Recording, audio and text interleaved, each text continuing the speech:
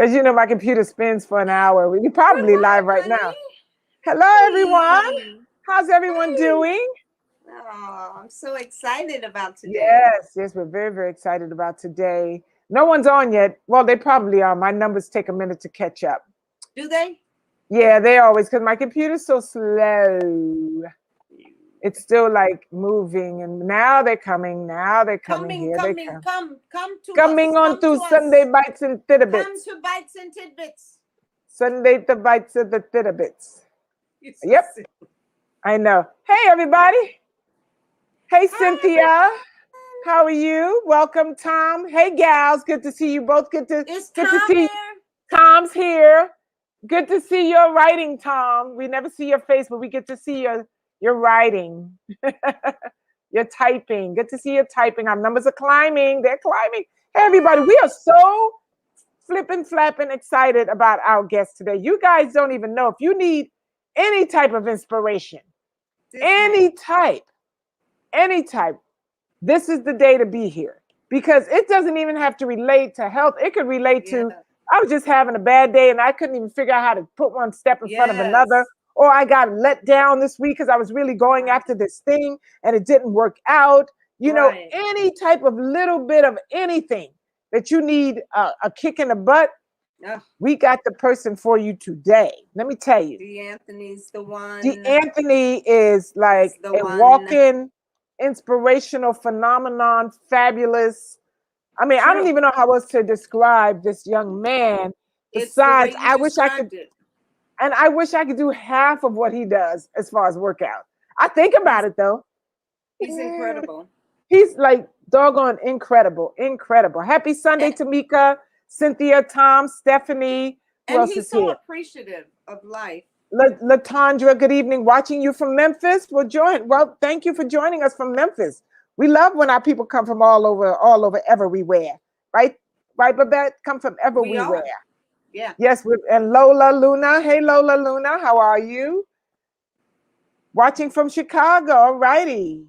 All right, Miss Chicago, Chi-Town, Empress K. Roy. Hello, how are you? We're just going to give a few shout outs before we bring on our guy, let a few more guests come in. Babette and I obviously are not together today. Linda, greetings. I hate not being with my girl. Shawnice. Hey, good evening, beautiful ladies. Good evening, you, Shawnice Soul Tree Fruit Tree. Oh, I like that. How's your week, Is that Babette? How have you been? Shanice, our makeup lady? No, that's not that one. That's a different one. How's your week, Babette? My my week has We been have pretty productive. It was a good week. wow, good. How Mine was has been great. yours? It was good. Hey, we got somebody from Key Largo, from Jacksonville. We got a call out this from Louisiana.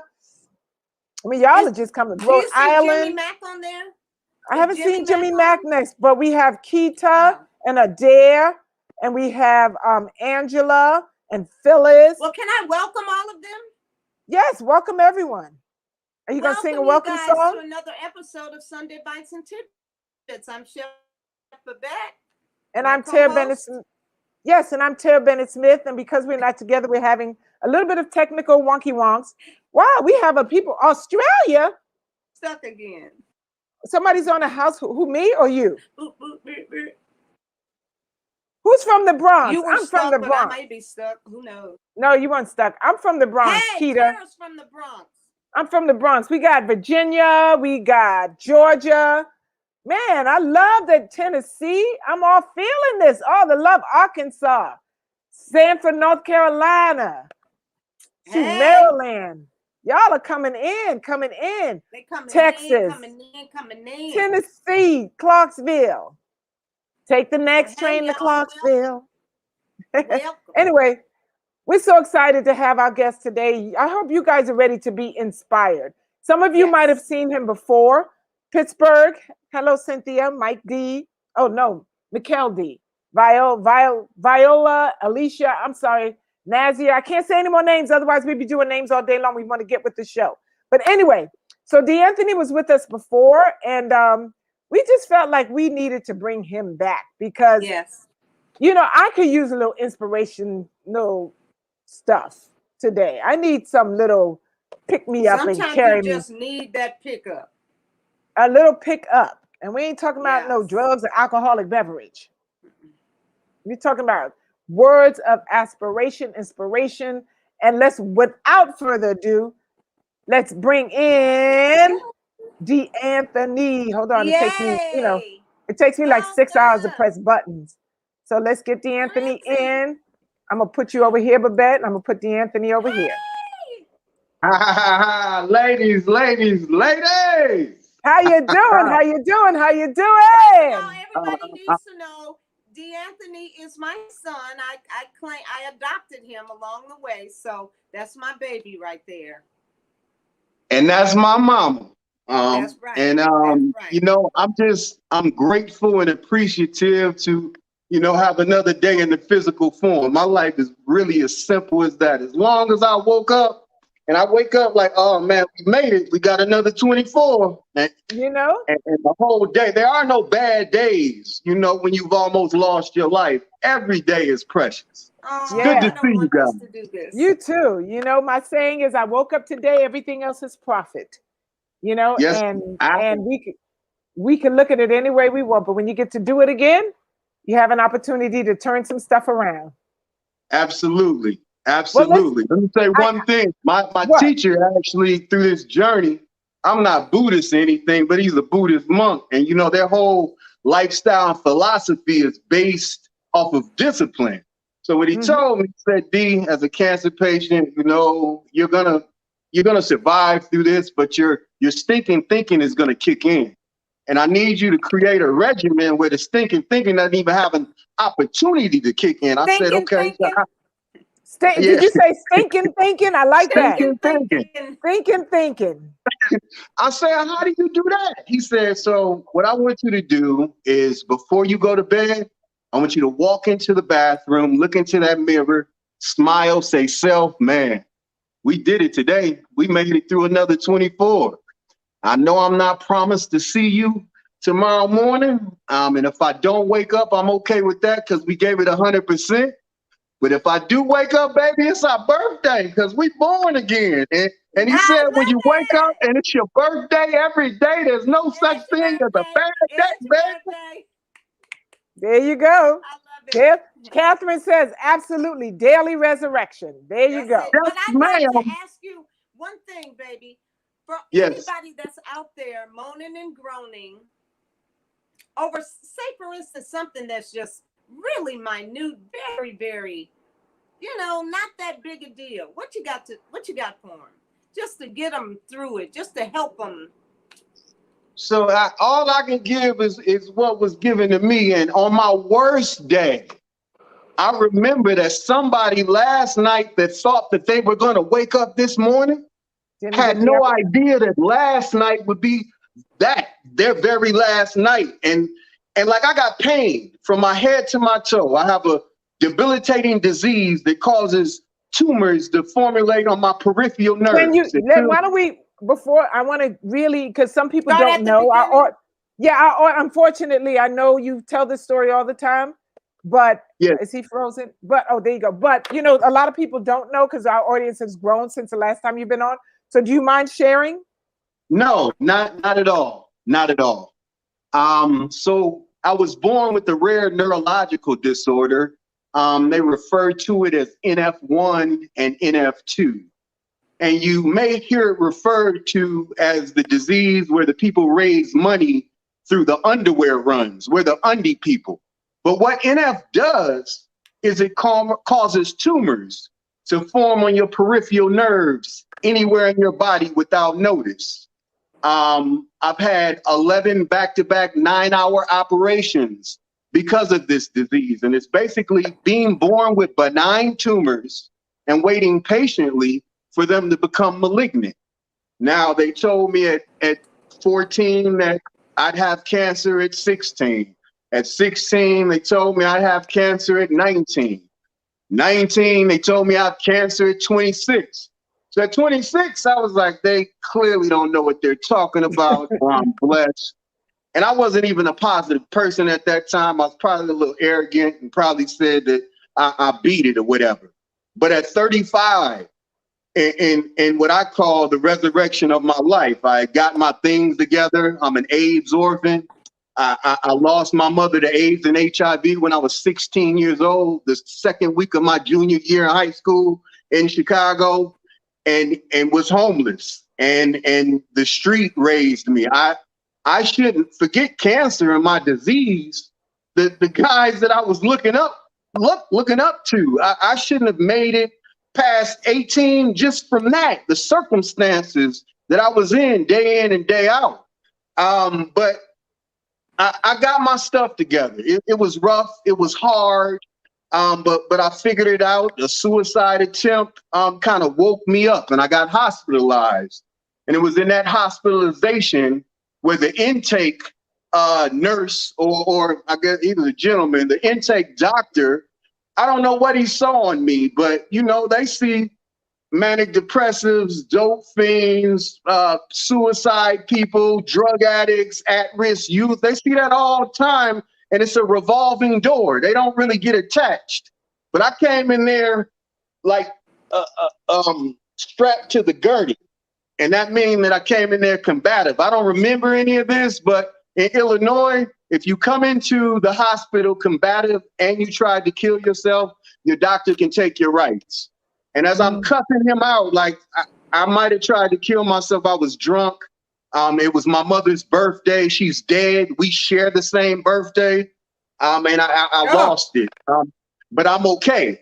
And he was like, no, Mr. Evans, it doesn't. You know how you try to be nice when you think they're going to let you go? And then once you know you're stuck, I just went crazy. And I told him what he could do with the hospital. And he let me get it all out. And then he told me something. He said, Mr. Evans, I'd just like to let you know, in the state of Illinois, the two prerequisites for me becoming your dad, meaning that I'm going to call a judge.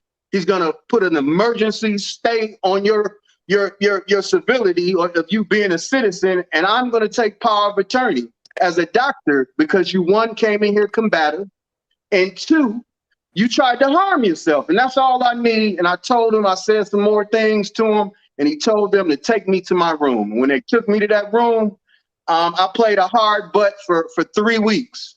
On the third week, he put me on the side of the hospital with the people from One Flew Over the Cuckoo's Nest. Not the manic depressives and the at-risk youth. I'm talking about the people you say good morning and they keep walking, they're talking to the wall. And that kind of shook me up. And that's when I raised my hand for help. Now, I'm telling you all of this because that hospitalization, that's where I kind of learned about health and nutrition and training, because I was a basketball player. I had no desire to ever lift weights. I've been dunking since I was in 7th grade. Where I'm from, we all thought I was going to the NBA, not to be Michael Jordan, but I would have took a Dennis Rodman check too, because that's who I was. I will hustle and I'll jump you out the gym. I'm going to get the last rebound. And my coach told me, you don't have the ball skills to be the star, but every team needs a team player who's going to bust their butt. And that's who I was. And in the middle of that journey, I lost mom the second week of junior year. And I just gave up on everything. But back to the hospital. When that doctor put me on that side of the hospital and he came and talked to me after I asked for him, he said, are you ready for group? And I said, yes.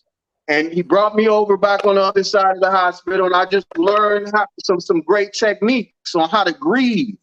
I had never, ever grieved the loss of my mother. Now, I'm a 16-year-old black male in 1993 when they're telling us we got to be hard and guys don't cry. And so, you know, as far as exposing my emotions, that was never in the cards. And that's what the suicide attempt, that's what we determined. It was just a bubble up of emotions that I had not let out. Anybody listening, whatever you're going through, you're going to have to talk about it. Because either you're going to let it out or it's going to come out in the worst way at the worst time. Trust and believe that. Back to the story, though. So life is great. I got a marketing company. We're making money. I'm brokering airtime for Clear Channel and CBS, but I'm not paying attention to my disease. Because again, I'm arrogant, I'm a man, and I must have beat it. They didn't know what they were talking about. That was for everybody else.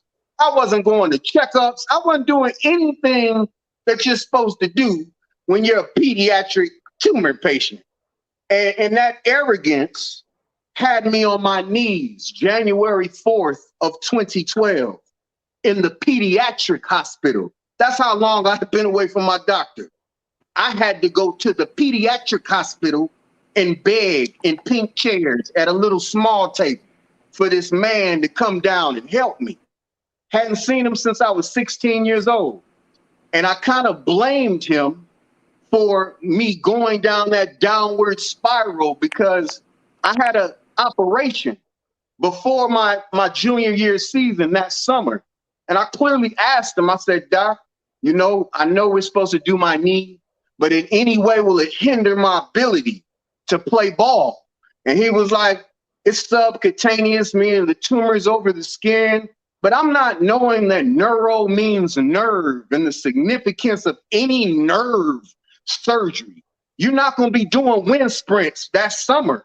I didn't look at it like that. I looked at it like I was going to get this nipple that was sticking out of my knee, that was embarrassing me, and it was hurting. And finally, you know, I was able to get it removed. And he kind of minimized the severity of it. I let him do it. And a long story short, I lost my spot on the team. And then I lost Mom that second week after the summer, after we did conditioning and everything. And so I've been holding on to this, like blaming him, because in my head, it was like, you know, when she died, if I had like my team to lean on, you know, I might not have went down that road with the gang and the drug dealers and the rest of the crap I was exposed to, just trying to fit in and not get eaten up. Like before my mother died, I was a square. I had to be home before the street lights came on. Like I couldn't talk loud. Like she didn't play that. I was our ticket out, period. Our ticket out. And that's how she carried it in our house. You're getting us out of here. And that's what it was. So when I lost basketball and her, you know, I felt like I lost my life. So I needed this closure with my doctor because I had been not going to see him since she died, as if it was hurting him. And I need his help. He's the one guy in the world that has dedicated his life to my disease.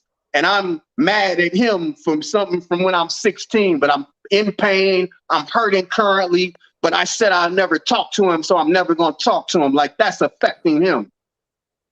Back to the hospital on my knees. He comes down. D, where have you been? I thought you were dead or something. I told him, Doc, no, but it's been a rough road and I've been very angry at you for the last 15 years. He said, why have you been angry? I said, Doc, because I felt like you minimized the effects of the surgery. And then when I had the surgery and my mom died shortly after that, I gave up on life. And I felt like I could have leaned on my team while my mom died. They would have held me up. I didn't have anything and I had blamed it on you. And I said, but I need your help. And he said, D, I wish you would have came to me. And I needed this closure and I needed his help. So he takes me upstairs. I'm 315 pounds because I'm in my powerlifting. Like when I say I take something and run with it, I was 156 pounds when I got hospitalized. By the time I got to the doctor, I was 315 pounds in a powerlifting career. 10,000 calories a day, 40 pounds of chicken breast a month, whey and casein shakes 3, 4, 5 times a day, trying to be the biggest, strongest, healthiest guy on the planet with bad information. I'm doing everything they're telling me to do. You just eat whatever you eat, and then you're going to get on the treadmill. It's going to sweat off. I didn't know about organ fat. I didn't know about the GI. I didn't know about anything. I just know I was a little dude that started gaining muscles and fell in love. Like I can get big too, and just took it and ran with it. And what that did was create an acidic environment in my body. Let me say that one more time. What that did is create an acidic environment in my body that allowed everything that was wrong to proliferate. Cancer needs acidity. Okay, diabetes needs acidity. What else? High blood pressure needs acidity. Carotid heart failure, all of those things are based around the environment in which they exist. And if you remove that environment, You might not kill or cure it, but you can live harmoniously with whatever you're going through. And that's the name of the game. Waste reduction, bringing down the levels of uric acid and kind of balancing it back out. But back to Doc. We're upstairs and, you know, he's doing the hand examination and I got a lot of muscle. So what I'm saying I'm feeling and what he's saying I should be able to feel what you feel, D. And I think it's just muscle spasms because you look how big you are, those weights. And he goes, and see, I didn't want him, we were getting along and we made up and here you go about to give me some muscle relaxers. And I keep it shut for a minute. And he's like, you know, D, I don't feel anything. It's probably a muscle pull. Now I know my body. This pain felt consistent with the animal trying to claw its way out of my body. And I'm conveying this to him. He's like, D, and he reaches for the prescription pad and begins. I said, Doc, listen, I'm not taking any prescriptions. I'm not leaving here. I don't think I have another day. I'm not leaving. And I didn't get ignorant, but he caught the tone of my seriousness. And not because he believed me, but to shut me up and send me home, he sent me downstairs for radiation slides. When I get down there, we do the slides and everything. And I'm sure everybody knows when you do radiation slides, the radiologist does not release them until he does a report. My radiologist report, I mean, my slides made it upstairs before me without a report. Like he wanted to just show me, look, there's nothing there. Now, but as I'm walking out to go to that appointment downstairs, they're cracking jokes. The nurse is like big muscle man's crying about back pain. I can hear him giggling. Like I'm in, because I was whining. I was in pain. And I probably did sound like a baby. Hey, but they were teasing me a little bit. So when I come back through the office doors, nobody would look at me. The entire energy had changed. It went from cracking jokes to everybody's looking at their feet and fumbling through papers. His door is closed. He opens the door, looking at his feet. D, could you come in here? He's talking in this voice. I said, here we go. I sit down. He pulls the slides up. He apologized. He said, I'm sorry, D, there's a substantial mass flushed on your spine. And I don't think it's operable. We generally don't do operations because, you know, patients want us to do them. We do them based on success. And we haven't successfully ever done an excision of a 2-pound tumor off of a person's spine. So let's do the pathology because we don't know if it's cancer, but I apologize. There is something there. And I understand why you're in pain. He said, give me 24 hours. I don't really think they're going to allow me to do the surgery. But if they do, the next thing is do the surgery and send it off to pathology. That was the longest 24 hours of my life. But he called me and he's like, look, they're going to allow me to do it. And I said, wow, how did you pull that off? He said it was like an episode of House. I don't know if you're familiar with House, but he's the crazy doctor that all of his peers are like, you're going to kill him. And if you do, that's your job. And basically, this is why I've forgiven him, because he put his livelihood on the line. He told them if anybody's going to make it, it's going to be this kid. You don't understand what he's been through. He's going to make it. And he put his job on the line in his life. They told him, we're going to come after you if anything happens. And so we did the surgery. It was 9 long hours. And they removed the 2-pound, 7-centimeter tumor off my spine without paralyzing me. I, of course, had to sign 13 waivers that excluded them from liability should anything go wrong. And you know, I celebrated, and I shouldn't have, though, because I was like, man, you dodged another bullet. Meanwhile, the pathology is still out. Like, I don't know if I'm really out of the water. I just was celebrating that this tumor was out of my body. I get that call on the 14th day. Same voice as when I came back up from radiology. It's monotone. He's like, "Hey, D." I'm like, "Hey, Doc." He's like, "Your pathology is back. Could you come down so we can talk about it?" There's no enthusiasm. There's no light. I said the same thing. Here we go. And it was the longest trip to the south side of Chicago, University of Chicago. And I walked in there and the same energy. He sat me down again. He said, "D, I'm sorry. Your tumor was positive for malignant peripheral neurological sheath tumor. And for those of you who don't know, that's a rare sarcoma bone cancer with a life expectancy of 0 to 6 years post-operation. 6 years, meaning it was early atypia stage, and 0, meaning it was 2 pounds like mine. And he basically told me, you know, nobody has come back from the MPNS TV. You know this. We tell you this as a child. I think you might want to get your affairs in order.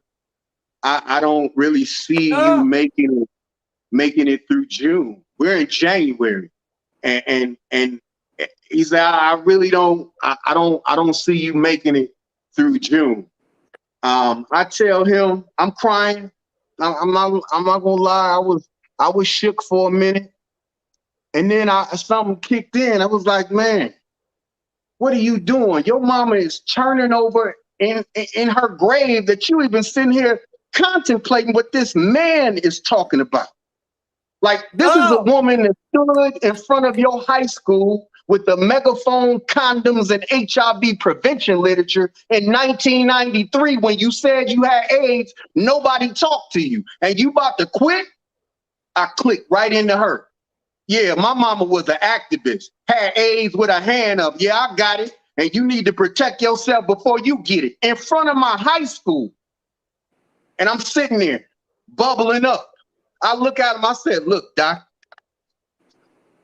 I don't know what happened to them other people, but unless you talk to God or you gonna kill me, it's real hard for me to say goodbye to everybody I know right now in January. So whatever we got to do, we need to do it. That's right. And that signed me up for that signed me up for 7 back-to-back 9-hour operations from January to Barack Obama's election day.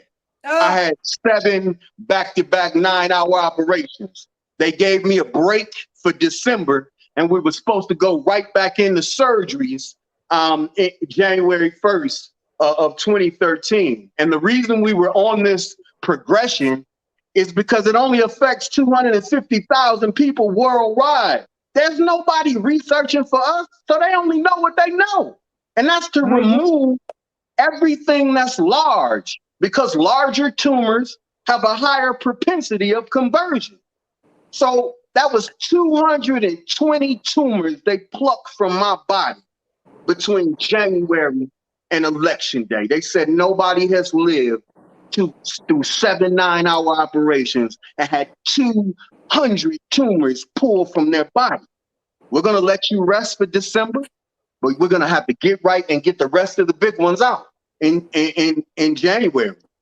Now, in December, in my break period, I was introduced to my teacher, Master Vegan Chef David Choi, who is responsible for Oprah's chef in the 90s. So I guess I can say he's responsible for the skinny Oprah. He's responsible for Phil Jackson being the Zen master he is today. And he was the Bulls nutritionist their entire championship run. Now, I knew all this, and I knew we had the same group of friends, but I knew I loved chicken. Let me say that one more time like a dumb man. Now, I'm fighting for my life, and I'm talking about I'm not going to be able to eat chicken. Let that sink in for a second. That's where my addiction with meat was at. That I am facing certain death, talking about if I talk to this guy, he's going to make me stop eating chicken. Forget that he can save me and save the bunch of people and all the people. And no, he's going to tell me to stop eating chicken. So to tell you a real quick story, we're both Lifetime Fitness members. And I played a cat and mouse game with him, making an appointment, going to the opposite gym, talking about, oh man, I made a mistake. On that second day, on that second day when I tried to do that, this dude was at the right gym and I told him to go to the other one. He tapped me on my shoulder. I was talking to somebody. I said, oh, hey, Chef Dave. Voice got real low. Hey, oh. How? He said, I'm not going to chase you. You're talking just like I'm not going to chase you. I don't chase people to help them. If you want my help, write your address down on this piece of paper and I'll see you on Sunday. I said, okay. Now I'm caught. Now I'm in it. No more chicken. No more. It's the end of the world in my head. And he shows up at my house on Sunday. He says, I don't want to talk. Now, you can't come into somebody, especially a black dude's house. You going to tell me you don't want to talk to me? He said, I don't want to talk. This is a copy of the China study, and here's 21 plant-based meals. I'll see you in 1 week. He told me, read the first 54 pages of that book, and then we'll talk. Now, I bit my lip. I said, thank you. I will see you next week. I was pissed. I said, this dude gonna walk in my house. I got a bunch of questions. I can't ask him anything. What's in this book? I get to reading.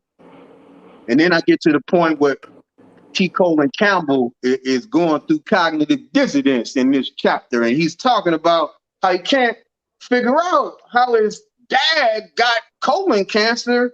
And he's a farmer that grew his own food. And there's no pesticides. Everything's organic. The milk is pasteurized. I couldn't understand. How is this even possible? Because milk and all these things my dad grows, these promote health. Because that's what he's been taught in school. He said he got into that lab, though.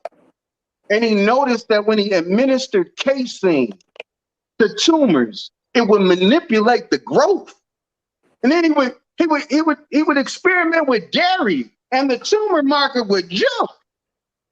And I just grabbed my head. I said, ooh, dummy, you've been drinking that whey stuff 3 times a day for 17 years. Oh, it was me. It was me. When he came back that Sunday, you ain't never seen a more humbler student. I was, it's good to see you, Chef Dave. I'm ready. It was the whey protein. He was like, you're gonna argue with me. Look how big you are. People probably can't tell you much. That didn't feel good either. I was like, I'm trying to be better. Just guide me, teach me, and you know and this is before my next surgery in January. He said, look, I need you to give up everything you love, and you can have your life back. And I said, what does that mean? He said, I need you to fast and refrain from eating meat, dairy, yeast, and sugar. I almost fainted. I said, what?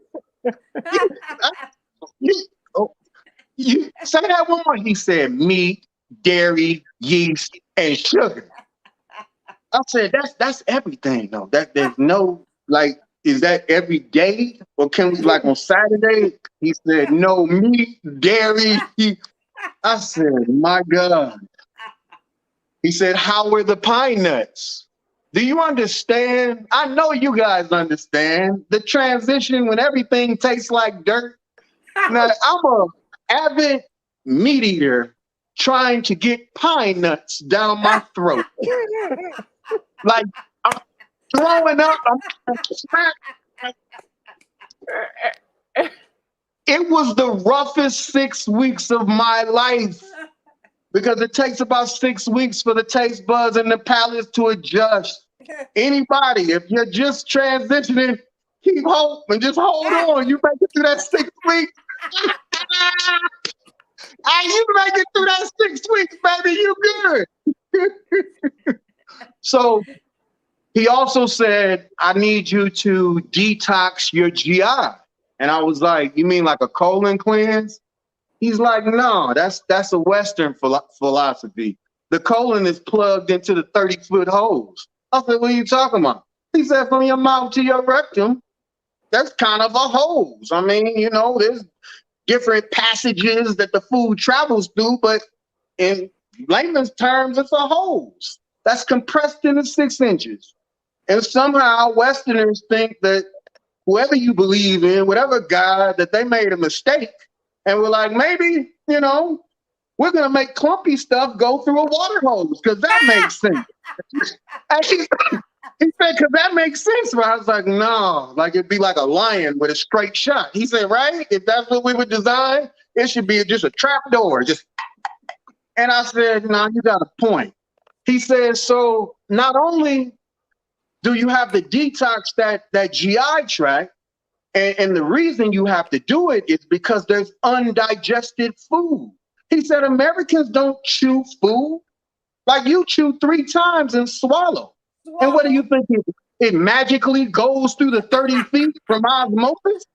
He said, you have to pulverize that food so it becomes a liquid so it can move through that tube.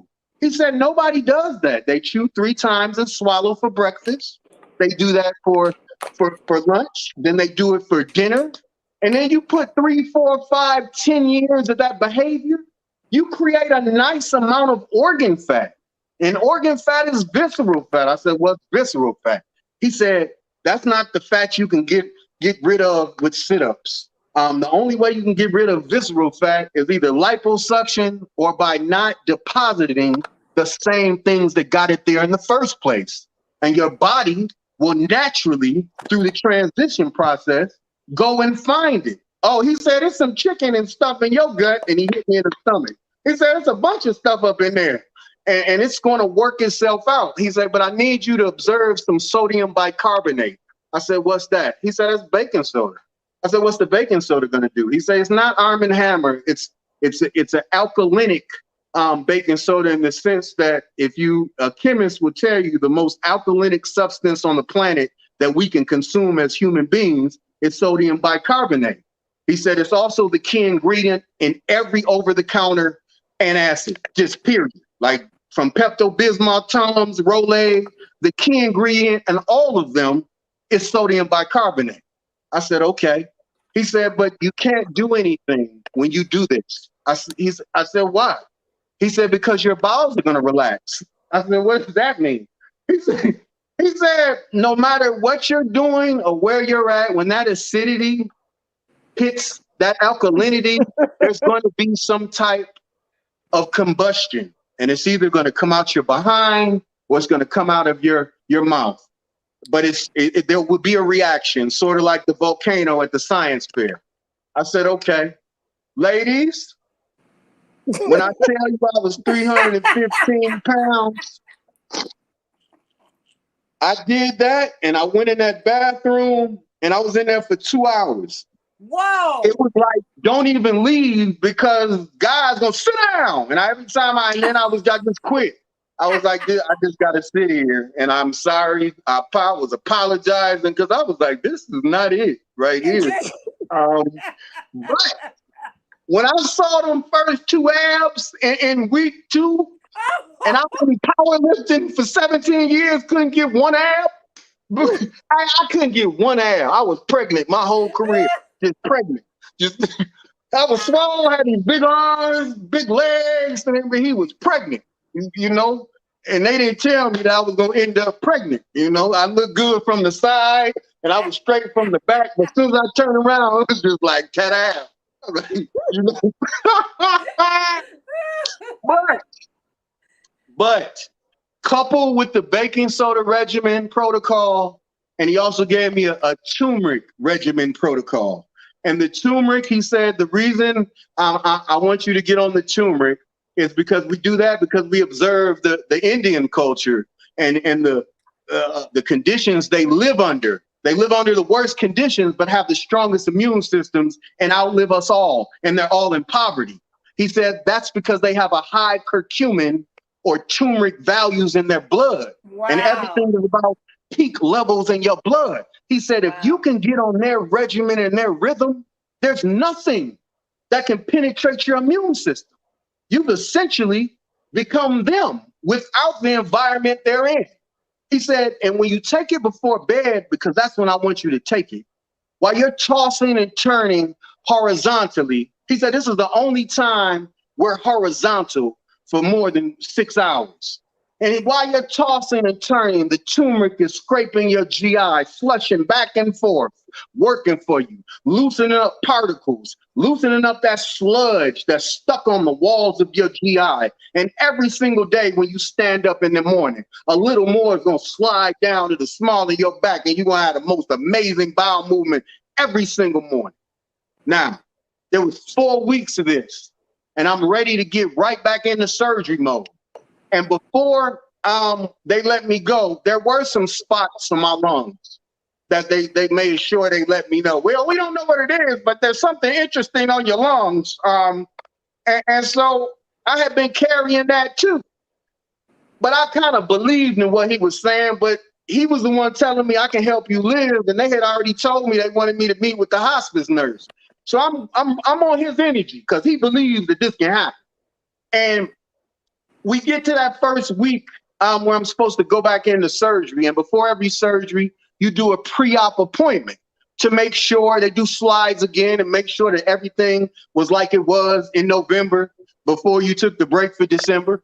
And this dude postponed the surgery that he had been all anxious to do. I said, Doc, he said, well, something interesting is happening on your slides, and we just want to monitor it. Now, we went from emergency spots, get right back to it, to we want to monitor it. I trust him. I said, okay. Whole another month goes past, new surgery day, same pre-op thing. He postpones it again. And I get kind of agitated because before every surgery, to make me feel better, I train like I'm going to fight Mike Tyson. Like in the gym, I'm just going crazy. I said, man, I'm going to give my body the best shot. 9 hours is a long time for anything. And so I can't be doing that, though, and not have the surgery. It's like training for the big game and don't get to play. Right. And so we get to March. And before I get it, I said, look, Doc, I need to see my slides. I kind of demanded it. Ladies, do you know that what was on November's slide, that was nothing on March? That was nothing. Yes. And that was the day I knew. That was the day. I said, wow, this David Choi is for real. I've been telling the doctor the whole time, calling him, leaving him emails. Man, I met this Buddhist monk. He didn't want to hear. He was, man, D, there's no proof to that. I've been telling him, but man, you got to meet this guy. He was like, D, yeah. So when he's showing him, I said, Doc, you don't think it has anything to do with that behavior that I was doing the Dave show? He's like, we can't prove that, but I'm glad it's working. And he got mad at me because I'm not sick. Right? You got an attitude with me because it's working. Right, because it's working, right. But I forgave him, and we still went on to have 8, 9, 10, 11, with 4 more operations after that.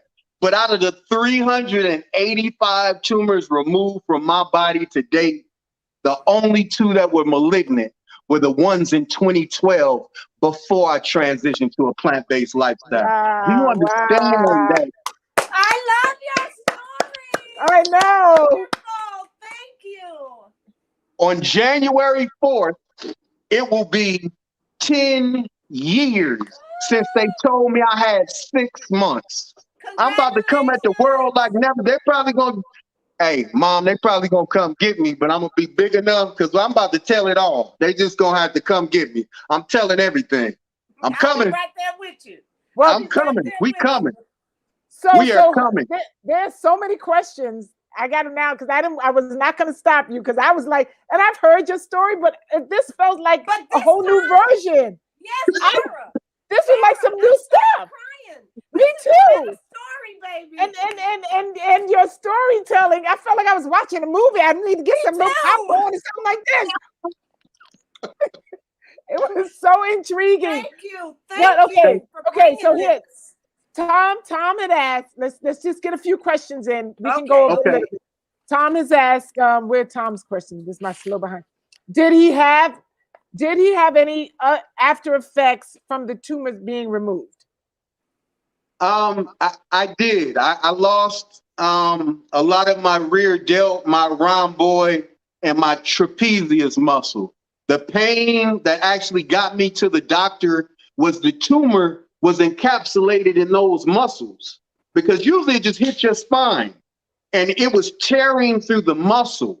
So I had a lot of scar damage, and after the doctors kind of, not saying we saw eye to eye, I jumped on the Dave train. I wouldn't let them do anything to me. So I kind of did everything myself. I figured everything out for my scar tissue with cannabis oil. That's a whole nother show. But yeah, I definitely had some those first 4 or 5 years. I had a lot of scar damage. I could feel just that my back wasn't naturally stretched, if that makes any sense. The incisions made me feel like I was kind of drawn up a little bit, but nothing I'm complaining about. I'll take that for another day. But Okay, great question. Great question. Neurofibromatosis. Yes, Linda, it's neurofibromatosis. Okay, she must have not seen the beginning, because I think you mentioned that at the beginning. I'm not okay. Someone says you are strong. I just got to add this. You are strong, brave. Hold on, this stupid thing. You're a strong, brave, handsome. I'm going to keep you in my prayers. You are amazing.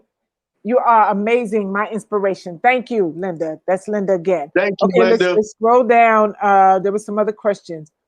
We will get. Oh, that was me writing. We'll get to some of the answers. There's some up early I got to get to, but I want to. Please ask him. Okay, here's something. Please ask him more about the turmeric treatment. Yeah. This sounds interesting. Please allow him to finish first, because I wrote that.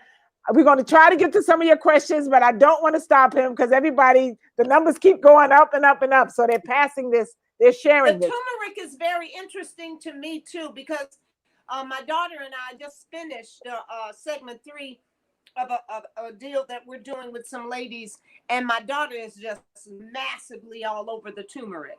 So talk to us about that. So you see my skin is glowing, and I got this kind of glow to me. It's I've been taking that turmeric for 10 years. I can't seem to get sick on accident. What it does though, it fights free radicals, and it has the curcumin. It kind of promotes perspiration, and that's why, you know, everybody has Indian. Man, I smell like an Indian sometimes. They be like, "Man, bro, what's that you wearing?" I'll be like, turmeric. And I don't, you know, some people tease me, some people don't. My family tease me. But as far as medicinal qualities, inflammation is the number one thing that I think is the basis of turmeric for me, because healing and pain all are determined on how much inflammation are present. That's true. And if you can control the inflammation, you can kind of expedite the healing or minimize the pain. I mean, I'm supposed to be on Norco, Percocet, Oxycontin, Neurontin, Celexa, and Rimron 3 times a day forever. Just period. That's what a patient with neurofibromatosis that is in their mid-40s, this is your regimen. And there's nothing else out there. And what the turmeric has done, coupled with some cannabis extractions, has allowed me to have manageable pain. I have a window. It's like a 4 or 5 hour window, and that's where you see my energy, because I know in like hour 4, the bees are gonna start stinging me again. And I know I need to get everything I need to get out while I got this light in me, because it's real hard to be happy when your body's attacking you. And that's kind of my cross to bear. And again, I'll take that for another day. I am not complaining. I don't want no guilt. We are doing amazing. And I just want to use my life as the proof.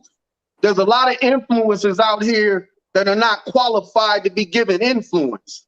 And that's no disrespect to anybody. But I'm not going to take cancer advice or nutrition advice. And I'm fighting for my life, and there's COVID. from anybody who hasn't put their life on the line for it. And that's just where I'm at. It's nothing personal, but with your life and the times we are in right now, if you do not educate yourself, you're going to end up in one of those hospital rooms.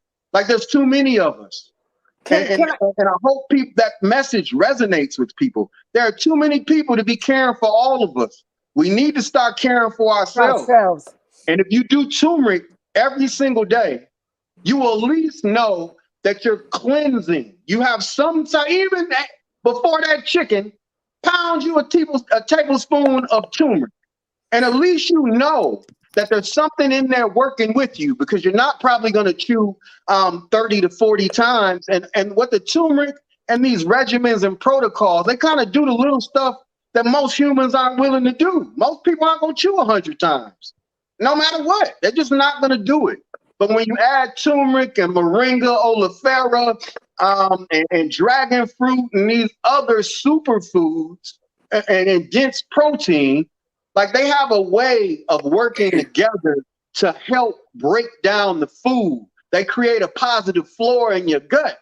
And if you do your research, forget what I'm saying, your immune system lies in your gut. Remember where you heard that from, where the most of your immune system, it pulls from what is in your gut. And there's either good bacteria there or bad bacteria there. The bad bacteria is usually those old meals that have converted into sludge and converted again into uric acid. And then you have the alkaline sludge. But all it does is help create this environment that allows you to break down the food faster to eliminate the waste. The body's not complicated. It's eat, absorb, eliminate waste. Eat, absorb, eliminate waste. And if you're not eliminating the waste, it's staying there. I'm going off on a tangent. Y'all got to stop me when No, we ain't gonna stop you because let me ask you a question. I have two questions. Any particular type of turmeric you would recommend for someone who's not familiar? Anything? Yes, Yeah, or because I was organic source, because we juice just don't it? know what's Oh, going hold on, on. Babette. Say it again. No, I wanted him to answer my question with your question, because I Okay. wanted to know if he was juicing it or if he's just using the powder also. Okay, go ahead. That's a great question, Mom. I'm actually a powder guy. I do 2 teaspoons of turmeric, 2 teaspoons of Maya nut, which is a probiotic. You said Maya nut? Maya nut. Maya nut. Right, that the Maya Nut Institute. These are great people. These are our people, and they're like professional first responders. When kids are starving, what the Maya nut does is it reduces the descended stomach. It usually takes a month for a kid to be able to eat again. What this does is create that bacteria in a minimal amount of time, allowing them to receive and absorb food faster. What it does in a healthy person is it's like having a mouth down there, and it assists in breaking the food down. Everything I do is about elimination and absorption. I mean, because that's how he trained me. So food isn't food for me. Food is fuel. And then I do a lot of snacks to kind of get my mind off the fact I'm stuck eating pine nuts forever. So, and that's how you have to do it. You can't get wrapped up in the food part of it. You have to, this is my fuel, and then this is my expression. And that's all the other stuff. I'm not saying any vegan junk food. I'm just saying anything. My life is surrounded by nuts. That's it. Pine nut stew is the claim to my fame. So, but Mama, I have never juiced it, but I don't see why that won't work. But I'm personally a powder guy. The juice will probably absorb even faster, to be honest with you. Well, because I do so much juicing, I usually buy the turmeric root and just throw it in my juice. But man, go ahead, Tara. We have some more questions, and we're going to go over time, everybody. Sorry, D'Anthony, we're not letting you go just yet. I'm only reason I'm alive. But I'm going to take a risk here, because the last time, and we're not going to go deep into it, but I do want you to, you kind of hinted on it a little bit, but your body and all of what you've been through and how strong your immune system is, during this last year, where was your mindset and concern? Now, see, the last time we brought it up, they didn't even tell people we were on the air. But I don't care right now because I think this is really, really important. And since it's not a whole show about the big C, and Right. whichever big C we want to talk about, it's Right. not a whole about that other big C. I would like for you to share a little bit about that. Okay, that's And you an know what I'm excellent talking question. about last year Yes. and So- this year. So this is how, and this is a case study that I believe in so much of what I say that I put my life on the line because of it. So the reason we're in Hawaii is because my daughter was on a study abroad trip in Asia. She was literally in the Philippines, in Thailand. I remember. I remember Huh? when that happened. When you guys. Yes. Yes. About to go to Nepal. This was for Yes. 13 credits. It would officially be her freshman entrance into college. We were supposed to be moving to California. She was accepted at Whittier. And then the bottom fell out of the world. And when the president got on TV saying, if you're abroad and you're not back, and he started threatening that we're closing the borders and my 17-year-old is in Asia, you know, I have some decisions to make. First of all, Dave has been feeding me my meals. This is how amazing this man, like, let's be frank, Koreans and African Americans traditionally do not get along. They pitted us against each other. This Korean man fed me for the last 9 years for free, $1,100 worth of pine nuts every week. And I knew that if I flew to Hawaii, somehow I was gonna have to fix my own food. But that didn't matter because I knew that my daughter was there. And I knew I trusted what he taught me. He said, D, your immune system, like the C is real, but it's not worse than bone cancer. And see, his son is a scientist and a degree in pharmacology. He's one of my business partners. So my teacher comes from the monk's perspective. And then we have a dude that walked away from Pfizer that looks at everything. So I'm getting my advice from both angles. And the consensus is, as long as your immune system is firing the way it's supposed to be firing, it cannot multiply or replicate in your body the way that it does. Now, I took that and we hopped on a plane for 10 hours with no mask. This is before the mask. Let me say that one more time. We left Chicago March 15th with 2 suitcases. Got on a plane, inhaled that sea air for 10 hours. Got off. This is closer to Asia than the mainland. And my body, I don't want to sound too cocky, but my body never changed. Like, I didn't look at the situation the way everybody else was looking at it because I was already I'm already fighting something that's attacking my immune system. Yeah. I'm already fighting the worst type of cancer you can have. It's bone cancer, period.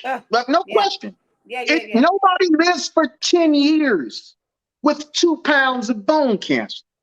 It's just nobody in the history of man has ever walked around 10 years later looking 10 years younger than he did when he got disease. Yes. That dude's 200 pull-ups a day, and it's not being cocky, it's lifestyle behavior. And Tara, to your point, my lifestyle behavior has allowed me to thrive and also help people, because a lot of people on the fence, they don't know who to believe. I don't tell anybody what to do or not to do. I just share my experience. And then you look at me, you sniff me out, and I mean, you know, you come up with your own conclusion, and then you ask for help and I help you. But I don't want to be a guru. I just want to share my experience. Thank you. And be the tangible proof. Like, doctors, I'm bad for business because my existence flies in the face of a lot of stuff they're talking about. Yes. Yes. Like, I'm bad for business. Like, I mean, you know, but that's why people are like, you should be bigger than you are. Have you seen that holistic doctor list? You must not have seen that. Well, I saw it. And I stay right under the radar. For 10 years, I've been under the radar, helping people underground. But guess what 2022 is? It's my 10th year in the physical. And I'm going all out. I'm telling everybody everything. We out here in Hawaii, purchasing property to be able to source food back to the mainland. Good Nobody for you. in poverty can afford Whole Foods. I don't care what your ambitions are. And if your community garden isn't, if you don't have money to garden, that sounds good. But if there's no support there, so my mission and my legacy, because I'm at 10 years with bone cancer. I told you I die every night. And I can't be cocky and think I got 10 more years. But if something does happen to me, I will have started the process of establishing a foundation that grows food and plant-based medicine and superfoods on the highest tip, one of the highest tips in the world, closest to the equator, getting that real concentrated solar energy, because that's what we are running off of.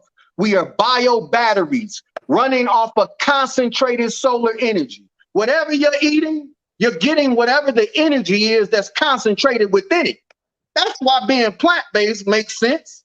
If you're into being the best you, like, you need the sun, and let's see, if we cut the middleman out and kind of eat, you know, you get, I'm just saying, it makes common sense to me. Plants. So, sweetie, Okay. what do you live with every single day? What do you deal with every single day in terms of the pain that you have to, you know? So I wake deal up, with? my disease wakes me up, and I have to use cannabis oil to go to sleep. It's just, you know what it feels like when metal touches a feeling? Yes. Mhm. Yes. It's that feeling, Wow. but it's like with no notice. I'll just be sitting here talking and something happen like that. Like, it's Can you literally show feels people- like can I'm you being show people shot. what you're talking about? Can you show them the physical, Yes. what you live with? So this is my foot. Oh, Wow. every black mark you see are tumors. Wow. I walk on marbles.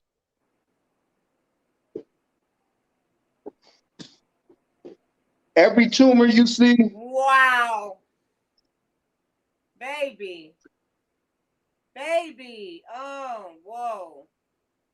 Y'all from see my head this? to my toe. From my head to my toe. And some of them are internal. Some of them you can't even see. The one that was 2 pounds was internal. And it's, you know, it's my cross to bear. And I could complain about it and get upset. But a lot of people who are cancer patients that have what I have, they're amputees. Like, you're supposed to cut the limb off. And that's why he was saying go to hospice. You can't really cut my spine off where the tumor was at. And that's why it's so miraculous. Because the only people who are living with this sarcoma are amputees. Nobody's just thriving like I am. And I'm not saying that what they did was the wrong thing to do. But I'm saying what I chose to do, and then there's several other patients in my position thriving that I can't talk about because it's going to get me in trouble, that are now doing this for other people. In the same, there's a woman who's had a baby since I've been here, who was told when she was going through chemo that she will never be able to reproduce ever again. With some cannabis oil, the regimen, she's had a baby since I've been here. A baby. We're so proud of you. We are so Okay, proud let's. of you. I want and to. we love you. I want to get through a few more of the questions because people Love have you waited too, so Mama. patiently. What is the name of the book that you read the first 54 pages? That you read the first 54 pages of? It's called the China Study, and the author is T. Colin Campbell. Good Okay. read. The Shanice should China be one of the Study. first books. And it's T. Colin Campbell? Yes, T. Colin Campbell. And also Forks Over Knives is like the movie documentary equivalent. Okay. And All righty. make sure that they still know about the mucusless diet healing system. Yes. By Professor Arnold Derrick. Yes. Okay, we're gonna run quickly through some of these questions. Can you talk more about the cleanse? Did we go through that already? I can talk. Yeah, go ahead. You tell me what you want me to do. No. I said, real quick, did we Just talk about the cleanse? Because she's saying, can you Just talk run it more about by the cleanse? again. What are you doing? Just run it by again. Okay, so for the baking soda cleanse, what you would do, you purchase Bob Red Mills baking soda. His doesn't have any aluminum in it. And that's the whole thing with Arm & Hammer. It has aluminum in it. So the baking soda and Arm & Hammer would do the same thing, but it aluminum poison you. And it's kind of counterproductive. But Bob Red Mills is the brand that I recommend. And you're doing 1 teaspoon. Everybody's body is different. But the more organ excess that you have, the bigger reaction you're going to have. People who are lean, you might take it and it not do nothing to you the first day. So then you take it the day after. And eventually you will have some type of reaction. And when you stop having a reaction, you know you're alkaline. But So do you put it in water? Do you just? Yes, you put 1 teaspoon, an 8 to 16 ounces of water, and you just slam that. It's horrible, but once you get it down, you're gonna feel it working immediately because you're gonna grab your stomach like, oh man, you'll probably cuss me out, man. What was he talking about? And then you're gonna go sit down, and in about 20 or 30 minutes, You gotta get gonna up. do this. You're gonna do this. You're gonna grab your butt, and I don't care who you with, where Did you you see at. that look, I got to Tara? go, and you're gone. Tara, did you see that look? And does it matter empty stomach and morning, night, preferably the Yes. morning? Great question, Tara. Preferably in the morning. You want to do it on an empty stomach. Okay. And you want to do it on a day where you don't have to go Go drive. nowhere. Right. Because you're gonna need it. Depends. Don't listen to me. I'm just trying to tell you. If you try to get in that car or get in that traffic, it's gonna be interesting. Okay. It's gonna get interesting. It's not gonna stop. I'm just telling you, it's not gonna stop. What is your holistic doctor's name? My teacher's name is David Choi. David Choi. CHOI. CHOI. Choi. Yeah. Okay. Just going down the list. Does he take turmeric root or a pill form? We already answered that. Is there a certain brand grade of Tuna 5? Did we say Tuna 5? Maybe she meant turmeric. Grade of She tuna. probably meant turmeric. Long as it's organic, it's fine. Long as it's organic. Organic is the biggest thing because knowing what's been sprayed on it, that's the biggest concern. Well, we're answering. Everybody had the same questions. Turmeric, the bicarbonate. What about the healthier version of colon cleanse? How do I do this myself? The baking soda. We just kind of just said that. Let me add this, Tara, real quick. So colon cleanses worked, but just remember that that's plugged into what I'm talking about cleaning. So you can have a clean colon and a dirty GI, and it just makes more sense. Clean them both. Saying, why am I doing this? Because it makes no sense to have a clean colon and a dirty 30-foot hose. That's your answer. That's for sure. And Maya Nut, somebody asked the spelling, that's MYANUT? Yes, that's MYANUT. Institute is where you can purchase it. The Maya Nut Institute. Those are my people, me and my wife's people. There are other Maya nuts and breadfruit and all that, but these people, the Maya Nut Institute is what I take. And someone's asking, how much water do you drink a day? That's a great question. I do a gallon and probably gallon and a half, 2 gallons. but I'm up and I train 4 hours a day and I'm always perspiring. And I understand that my water consumption is not only to replenish my body, but also to assist in pushing things through my GI. That's what my whole life's about, the GI and keeping it clean. But yeah, Wow. 1 gallon at a minimum, 1.5 gallons, 2 on a good day. And the turmeric, you think I'm just talking it? I train with turmeric. This turmeric. I'm like, yeah, he's not just talking. It's a gallon right here, 1 gallon of turmeric. Well, this is how you do it. Look. Yeah. That's why your tongue is yellow. Yep. That is why my tongue is yellow. Yeah, someone wants his social media handles should be on the flyer, but I'm going to give it to you anyway. How do people find you, D'Anthony? You can find me at D'Anthony Trains on Instagram, D'Anthony Evans on every other platform. Twitter, I'm at D'Anthony Trains as well. Okay. And in Google, you can just type D'Anthony Evans, and it's a lot of stuff going on. And so you said the other one is D'Anthony Evans? Yeah, D'Anthony Evans and D'Anthony Trains, right.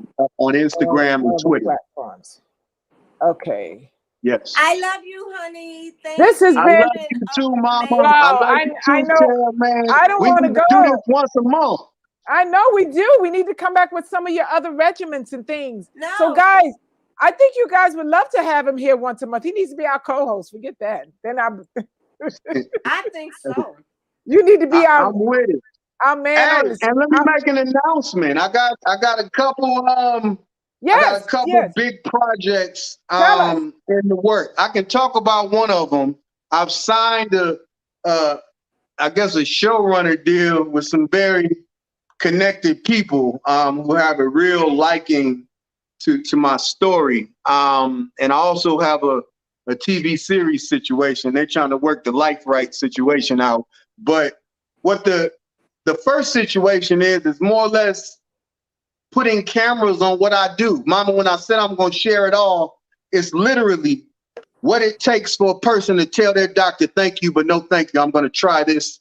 Because that's the only time they call me and my teacher is when your doctor has told you, look, we've done all we can do, or you feel like you're going to die from whatever they're doing. That's the only time people call. Like, I feel something's not right with what they're doing to me, or they won't do anything else to me. And then that's the only time. Like, I be talking this the whole year, and then I get called during those times, but I understand my place. My whole point of saying all this is, through these platforms and this opportunity, I'm literally going to show everybody not only what I do, how I interact with different patients and at-risk youth, just me and my mentorship, and then showcasing other people with amazing, insurmountable stories. And it's more on a unscripted type, reality type situation. And then the one I can't talk about is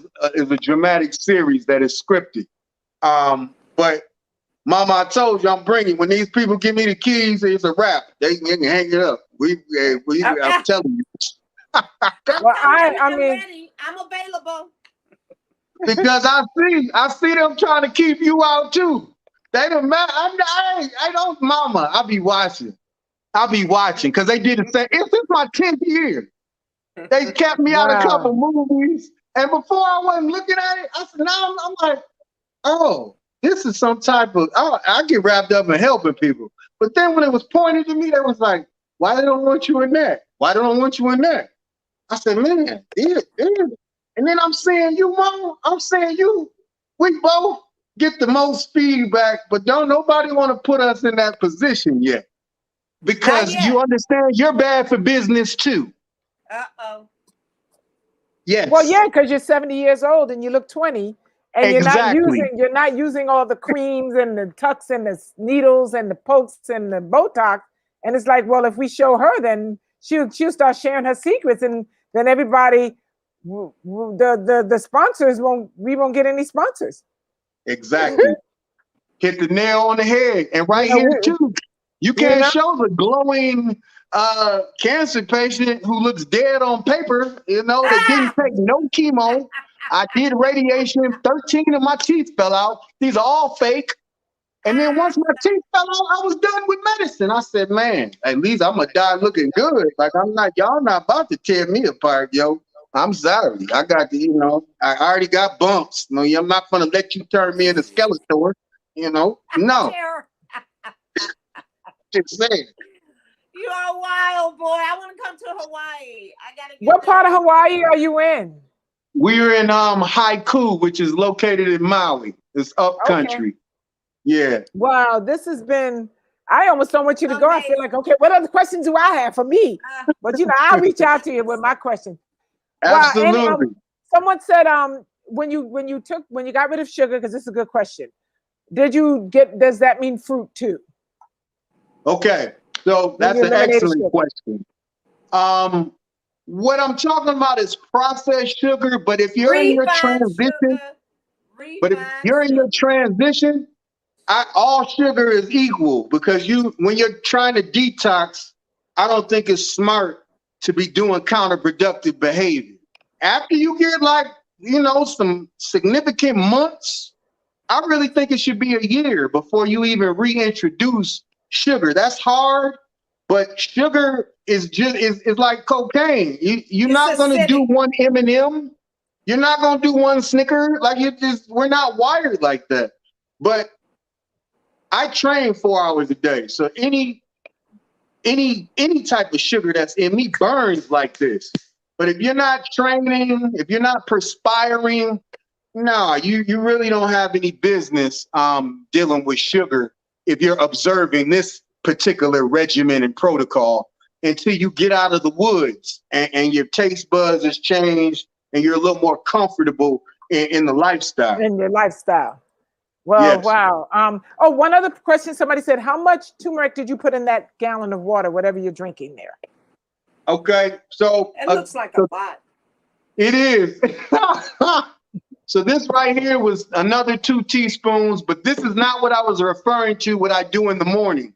That is in a jar that's about 8 ounces. And that's what I start my day with. And this is what I sip through training, because my teacher, and it's some professional athletes that I mentor that I can't really talk about, but they're walking around with this turmeric bottle if you look real close. Because I gotta go get mine. Hold on. It really decreases the inflammation. If you train really hard, you're not going to get sore anymore. For me, that's the biggest thing. I'm 45 years old. Well, be 45 in December, and I don't get sore. And I train for 4 hours, then get up and do it the next day. And that's because of this anti-inflammatory at peak levels in my blood. So let me ask you this, There it is. Anthony, because you train every day, doesn't your body get used to it so you don't get sore anyway? This would be somebody's question. Yeah, but once you train every day, you normally only get sore when you train and then you stop. You still can get sore. Well, that means that you're doing the wrong training. Maybe you need to email me. I'll give you something to make you sore every day. You're doing the wrong thing. I'm just because that would be a question somebody's going to ask. Well, yeah, once you train every day. No, you're right. People always say that. Well, anyway, we are now 20 minutes over our time. Man, D'Anthony, you got to come back. I mean, we've got, please bring him back. Please bring him back. Please bring him back. So you got to come back. And then we're going to talk a little bit more about maybe the nutrition side of what you've done. She says, I'm going to start drinking turmeric and water every day now. You got to get your turmeric. Get your turmeric. Get your turmeric. Get your turmeric, baby. Get your turmeric. Hey, D'Anthony, man, so much love. Thank you. This has been, I swear, I was sitting here like I'm watching the show. All I needed was a snack. Too. Had me in tears. And I'm trying to, I have it on this computer over here. So I'm looking over here going, just stop asking questions. I'm over here. I'm trying to watch the show. Thank you so much for having me, man. I really love what you guys are doing. Everybody, we said hi. Your lovely wife, we said hello and thank you for letting you come on and visit with us today. And we love you. And we'll talk behind the scenes. Absolutely. I love you guys too, man. I love what you're doing. Keep Yeah, well, people are watching, and people are talking and watching. Do not you know- stop this. Oh Do yeah, not because stop this. every other day we go, oh, let's just end the show, and then somebody post, thank you so much. Please Yeah. don't stop the show, and I go, okay, we can't stop the show. Yeah. Right, Babette? You can't stop the show. You can't stop the show. You know what? Even if we have, like today, we had a nice crowd. Sometimes we've had up to 700 people just at the time, and then Right. sometimes it may be 300. Sometimes it may be, well, COVID, when we did that COVID show, we had 20. They blocked us from everybody. They were like, we put COVID in the title. Nobody got notification. Oh No, man. they wouldn't let Nobody. They wouldn't let us do it. They wouldn't let us share it. And all we were doing was talking to 2 people who had it, who were vegans, and what they did. But it didn't matter. So Yeah, it did. Hey, I got banned for showing my scars, but they can show guns on Facebook. It's real crazy to me. You got what's banned going from on. showing your scars on Facebook? They said I violated community rules. It was too vulgar. And I'm just scratching my head like, here I am spilling my guts and my hurt and my pain. And you post nudity and violence and racism and everything else. Do you know how many weird people hit me up showing me their whole body, their all of their personal organs, and I'm just like, please stop this. I don't want to see this. And you allow it to happen on Facebook, and you're gonna block somebody for that's ridiculous. Ridiculous, mom. That's trying to help. Like, I'm not selling nothing. I ain't even selling nothing. It's real crazy. You're doing what you're supposed to do. You're sharing the journey. That is what you are supposed to do. Period. We love you, baby. Thank you so too, much. Mama. And you guys have a great time. And when we come out to Hawaii, we're definitely going to come to your new place and check out what you got going on there and do a live show from there. That'll be great. Because I've been wanting to go to Hawaii. Yeah. That would be amazing. Thank you. Thank you so much. I love you both. Thank you for having me. Thank you. Bye-bye. Bye-bye. Bye, everyone. Babette, Wow, stay here Tara. real quick. Wow, that was a great show, man. Such a great show. Yeah, I'm trying to pull you here. Well, we thank you all for joining us. And wow. I don't even know what to say. I don't either. Whatever was going on in your head prior to, just toss it out the window and live. And I've been saying that every day, just live. Because that's all, that's all. So, and I've never heard him complain. Never heard him complain. He's always just like that. Wow. All right, y'all. We'll see you. All righty. See you next week. We don't know who our guests are. We just kind of find them at the last minute. So. Oh, but baby, Sunday I can't do it. Oh, Babette's flying. That's right. She won't be here. So we'll be off next Sunday.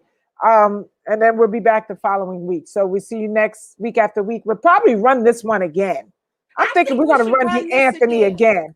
Yeah, we're going to run this one again. So if anybody missed any part of it and want to catch it from the beginning, for those, we're going to run it again because this was really informative and really inspirational. See this one. Me too. We can tell them, make sure you tune in. Yeah. Bye, everyone. Thank you. Love you, honey. Bye-bye.